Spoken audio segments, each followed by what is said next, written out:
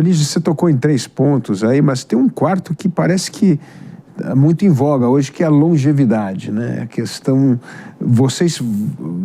parte de todos esses estudos acaba afetando, óbvio, a longevidade, ou isso vai ser tratado de alguma forma mais tarde nessa sua nova empresa? Olha, na nova empresa, a gente não sabe ainda o que a gente vai descobrir, em que área da saúde a gente vai conseguir contribuir. Vai depender muito dos achados que a gente faz no nosso DNA. Então, hoje eu não sei se a gente vai... A gente não está focado, por exemplo, eu quero olhar só câncer, eu quero olhar só, sei lá, hipertensão. A gente está olhando o DNA do brasileiro em geral e tentando achar ali onde a gente tem oportunidades para fazer alguma inovação. Toda inovação em saúde, de alguma forma, impacta a longevidade, ou se não, a qualidade de vida. Porque a gente tem a história da longevidade, mas a gente também tem a história do tempo de qualidade de vida, né, Felipe? A gente quer viver mais, mas a gente quer viver mais bem. Exatamente. Também, não é? Exatamente. A qualquer preço, não é para ficar aí vivo, né, com o coração batendo, mas mal. Então, todos esses estudos, de alguma forma, contribuem, né? A gente não tem existem empresas, por exemplo, que focam em longevidade mesmo, né? E aí tem uma opção de coisas aí acontecendo e tal, mas precisa de tempo para a gente ver, né, o que é fogo de palha, o que realmente se comprova a longo prazo, com estudos sérios e com bastante gente. Mas tudo isso tem, sim, um potencial de aumentar qualidade de vida e o tempo de qualidade de vida. Lígia, você disse no começo uma coisa muito interessante, que o estudo do DNA mostra não só a questão do genoma, mas questões culturais também, né? Então, sempre me chama a atenção que algumas doenças não existiam no Brasil há 30, 40 anos atrás e hoje se tornaram doenças do primeiro mundo no Brasil. E isto é mais cultural ou tem a ver com DNA? Eu ia pensar 2 coisas, né?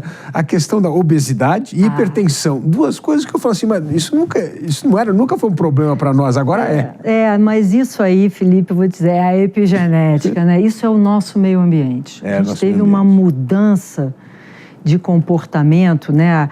A inserção dos alimentos ultraprocessados e o bombardeamento dessa indústria na mídia, em tudo, né? As pessoas...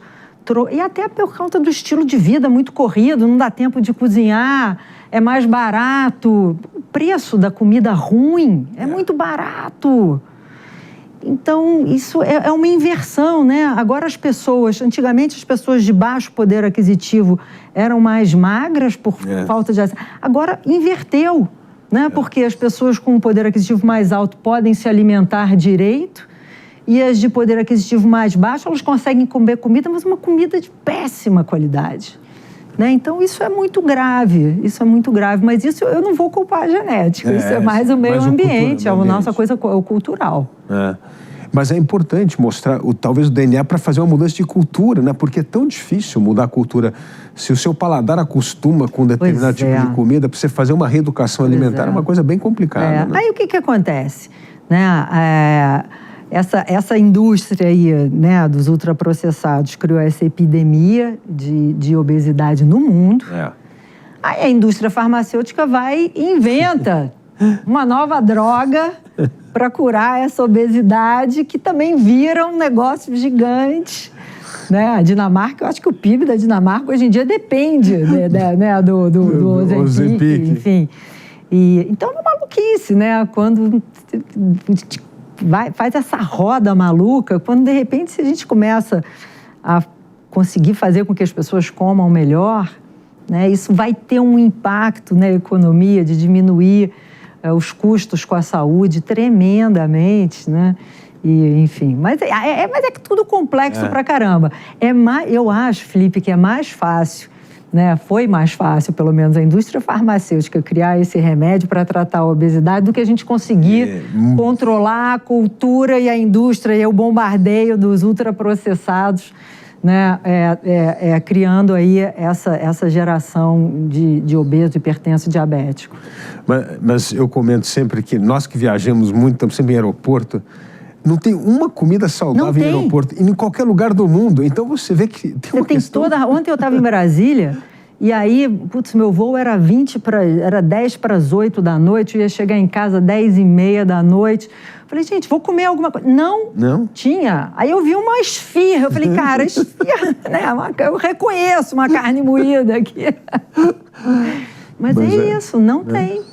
Então, e o que tiver vai ser caro para os Então é uma coisa incrível, né? Que parece que para o aeroporto, não existe uma política de consciência, não, precisa ter 20% de comida saudável aqui, porque senão você acaba sendo arrastado por esse mau hábito. Isso tem que começar lá, né, nas escolas, nas merendas. Lógico. Bom, você já foi a um hospital recentemente, mesmo os mais bacanas, você vai ver a gelatina... com suquinho de caixinha, cheio de açúcar. Você fala, cara, estou dentro do hospital. É verdade. E Lígia, uma outra coisa interessante, afeta o nosso DNA de alguma forma? Por exemplo, estresse, coisas que você tem ao longo do tempo, isso começa a afetar DNA ou não? Isso, todo o nosso meio ambiente afeta o nosso DNA, tá?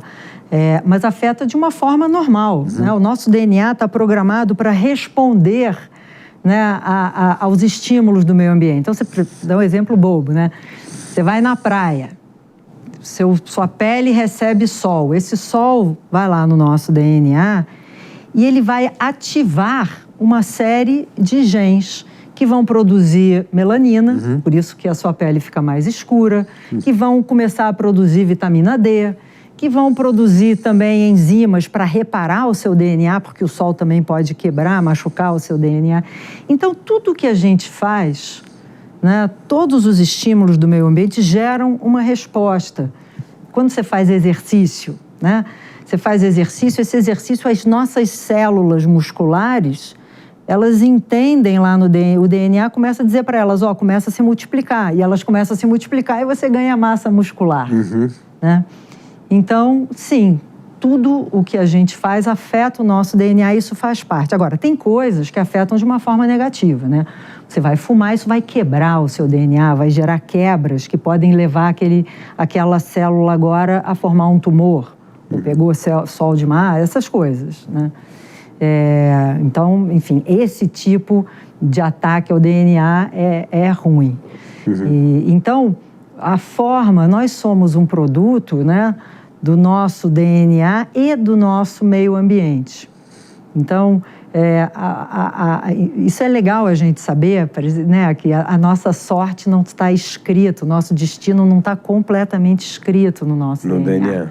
Nós recebemos nesse nosso DNA, eu tenho uma série de variações genéticas que vão dizer a minha predisposição para uma série de coisas, mas é uma predisposição. Vai ter um tanto do meio ambiente que eu, dependendo do meu estilo de vida, essa predisposição, essa doença pode se manifestar ou não.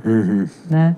Então, essa é a boa notícia. E é por isso que a gente tem que conhecer as nossas predisposições genéticas, para saber exatamente onde é que eu tenho que tomar mais cuidado com o meu estilo de vida. Lígia, você também está fazendo uma coisa muito inovadora, porque essa coisa empreendedora na ciência, trabalhar junto com a universidade, eu vejo que no Brasil, muitas vezes a pesquisa está dissociada do mundo real, né? Como é que nós podemos aproximar mais a universidade do mundo real? Porque onde aconteceu isso, que você deu um ótimo exemplo do agronegócio, as universidades do agronegócio estão cada vez mais próximas da ponta do mundo real, né? Mas como traduzir isso para o restante da ciência? Olha, durante muito tempo aqui no Brasil, a gente ainda tinha muito essa muralha da China, né, entre a academia e a indústria, e uma ideologia boba do bem e do mal.